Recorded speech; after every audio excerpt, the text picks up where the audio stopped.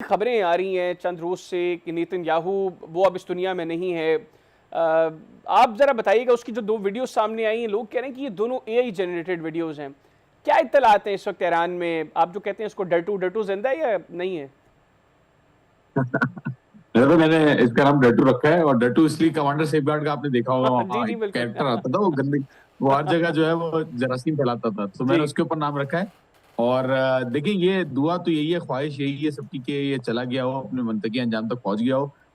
जो पहली वीडियो आई उसके अंदर 6 उंगलियां थी, तो वो मैंने फ्रेम बाय फ्रेम सेट करके देखा। उसके अंदर मुंह में दांत नहीं आ रहे थे कुछ जगहों पे, मैंने कहा चलो यार शायद लाइव वीडियो है तो कोई ब्लफर में मसला होगा। बट बहरहाल उसमें नजर आ रहा था कि वो ये नहीं थी। दूसरी जो वीडियो आई कॉफी वाली, अच्छा, उसके अंदर मुझे थोड़ा सा आर्टिफिशियल एलिमेंट लगा। बहरहाल उसको मैंने चेक किया, बोर्ड के ऊपर देखा, जो पीछे लगा हुआ था कैश रजिस्टर, अगर आप देखें उसके जी बाद जी। डेट देखें, तो उसको मैंने फ्रेम रोक के चेक किया, डेट जो है वो सही लिखी हुई थी, March 15 की आ रही थी। अब जो वीडियो आई है ना हैदर भाई, उसके अंदर खदशा ये नजर आ रहा है कि खदशा तो नहीं है, खैर उनके लिए ही है, लेकिन नजर ये आ रहा है कि अंगूठी जो एक फ्रेम में नजर आ रही है वो अगले फ्रेम में गायब हो रही है। तो आई थिंक हाई चांसेस हैं। फिर मैंने चेक करवाया कुछ सोर्सेज से, मैंने पूछा, मैंने कहा यार हुआ क्या है, जरा मुझे प्लीज बताएं। कहा ये शायद कोमा में है। ओके। तो इसको हिट तो पक्का किया है, ये इंजर हुआ है, और ये कोमा में है मोस्ट प्रोबेबली। क्योंकि इसका जाना जेरूसलम, मतलब पहले बंकर में रह रहा था ये, फिर जाना इसका बाहर कॉफी शॉप के अंदर, ये एक तो सेंस नहीं बनता कि किस तरीके से वो जा रहा है, और आर्टिफिशियली सारा नजर आ रहा है। और बाद में लोगों ने वीडियो आयतुल्ला मुस्तफा खामनाई की भी डाली कि शायद आयतुल्ला मुस्तफा खामनाई भी वहां पे हैं और ओबामा भी वहां, मतलब डिफरेंट डिफरेंट लोगों की इतनी इस तरीके की एआई जनरेटेड थी कि वो कोई भी ऐसी बना सकता है। और तीसरी वाली में जो है वो रिंग वाला पार्ट था, तो आई थिंक वो अनफॉर्चुनेटली वो शायद जिंदा ही होगा, लेकिन अभी कोमा में भी हो सकता है, बिल्कुल ठीक। ये कह अच्छा सकते हैं। अच्छा, कुछ क्लेम्स जो हैं वो अमेरिकन प्रेसिडेंट के मुश्तबा खामनाई साहब से मुतल्लिक भी हैं। वो ये कहते हैं कि अब मुज़ाकरात के लिए ईरान की लीडरशिप बची नहीं है, और उनका ये क्लेम है कि अमेरिकन स्ट्राइक्स के अंदर मुश्तबा खामनाई साहब भी शहीद हो चुके हैं।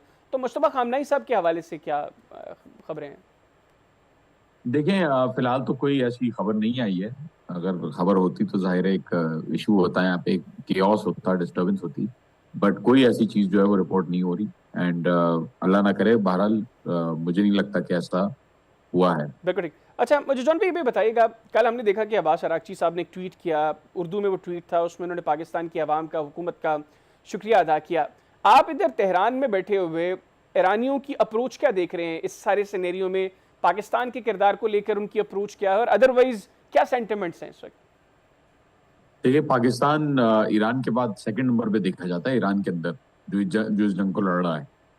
पाकिस्तान की आवाम, पाकिस्तान की जो सोशल पॉलिटिकल पूरी जितनी भी एफर्ट्स हैं, वो ईरान के लिए हमेशा खुली रही हैं। 12 दिन की जंग में भी रही थी, इस दफा भी रही हैं। और खास तौर पे शुक्रिया करने का मकसद ये है कि पाकिस्तानी जो ना सिर्फ कौम है, बल्कि पाकिस्तान एज अ स्टेट भी जो है वो कॉम्प्रोमाइज नहीं है। वो अपनी सॉवरेंटी को मेंटेन रखता है, अपनी भले जो भी, जाहिर है मुल्क, हर मुल्क अपने हिसाब से ही कर सकता है, अदरवाइज एक्सपेक्ट तो नहीं किया जा सकता कि कोई प्राइमरीली जंग आके जमीन पे लड़े। तो पाकिस्तान जितना कर सकता है ईरान के लिए कर रहा है, और ईरानी ये चीज देख रहे हैं कि यार जितना भी ईरान मीडिएशन एफर्ट्स कर रहा है, उसको बाकायदा लीड करने की भी कोशिश कर रहा है, जितना वो अमेरिका को डील कर रहा है और ईरान को डील कर रहा है एट द सेम टाइम, के किसी तरीके से जंग बंद हो। आई थिंक ये एक प्राइमरी चीज है। और अमेरिका के अच्छे ताल्लुकात हैं पाकिस्तान, लेकिन पाकिस्तान यूज नहीं हुआ कभी भी ईरान के जंग में, के उनको जो है वो किसी तरीके से यहाँ पे अटैक किया जाए या कुछ किया जाए या सपोर्ट किया जाए अमेरिका को। तो आई थिंक ये चीज ईरानी बहुत अच्छी तरीके से रिकग्नाइज करते हैं कि पाकिस्तानी और ईरानी अवाम एक लेवल पे हैं, एक बिल्कुल साथ ठीक। हैं, और स्टेट भी जो है वो साथ खड़ा है। बिल्कुल ठीक। अच्छा, आप अक्सर बात करते थे कि अभी जो हमले ईरान की जानिब से किए जा रहे हैं, ये पुराना असलहा है, पुराने मिसाइल्स हैं जो एक्सपायर होने के करीब हैं, अभी हम उनका इस्तेमाल कर रहे हैं, और वक्त आने पर ईरान जब नए हथियारों का इस्तेमाल करेगा तो इसराइल और अमेरिका को लग पता जाएगा। परसों से इत्तलात हैं कि सजील मिसाइल का इस्तेमाल शुरू हो गया है, और ये बड़ा मुश्किल हो गया है खैबर शिकन के बाद इसराइल के लिए इसको डिटेक्ट करना।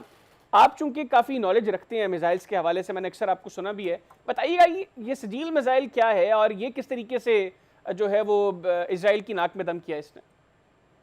ये जिस नए मिसाइल को सिजील और फतह 3 भी कहा जाता है, ये डांसिंग मिसाइल आपने देखा होगा कि ये नाच रही होती है, एक तरीके से यूं ही हो रही होती है। इसके अंदर होता क्या है, इसके अंदर होता ये है कि डुअल वॉरहेड लगा होता है, दो दो दो इंजन लगे हुए होते हैं इसके इसके वॉरहेड के अंदर एक इंजन लगा हुआ होता है और इसके प्रोपेलेंट के अंदर एक इंजन लगा होता है। अच्छा, मार्क 15 से लेकर मार्क 16 तक की इसकी भी स्पीड होती है और मल्टीपल म्यूनिशन जो है, मल्टीपल स्मॉल म्यूनिशन, छोटे छोटे इसके अंदर छोटे छोटे मिसाइल, एक ही मिसाइल के अंदर छोटे छोटे हाँ, मिसाइल जो सुना है है कि वो 60 से लगे 80 हुए होते हैं। मिसाइल्स जो हैं वो इसके अंदर होते हैं छोटे। जी जी जी जी। और ये 8 किलोमीटर ऊपर से, हैदराबाद 8 किलोमीटर ऊपर से ये एक तो डिटेक्ट नहीं हो पाते, और 8 किलोमीटर ऊपर से जब ये एंट्री पॉइंट आती है तो उसके बाद डिस्पर्स हो जाती है। ओके। तो ये आयरन डोम हो, लेजर हो, जो भी हो, ये इसको नहीं कैच कर पाता।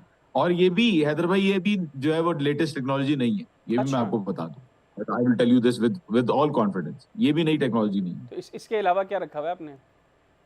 मैंने तो नहीं रखा हुआ बहरहाल, लेकिन सुनने में ये आता है कि और भी खतरनाक चीजें हैं जो ईरान दिखाएगा। और वो कब दिखाएगा?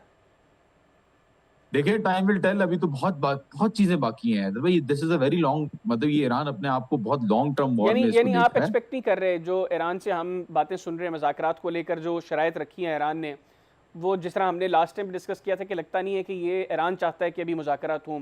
तो ईरान अब नहीं नहीं, देख रहा कि मुस्तकबिल करीब में जंग बंदी हो, सीज़ फायर हो, वो एक तवील जंग जो है वो अब आप लोग वो देख रहे हैं ईरान में बैठकर।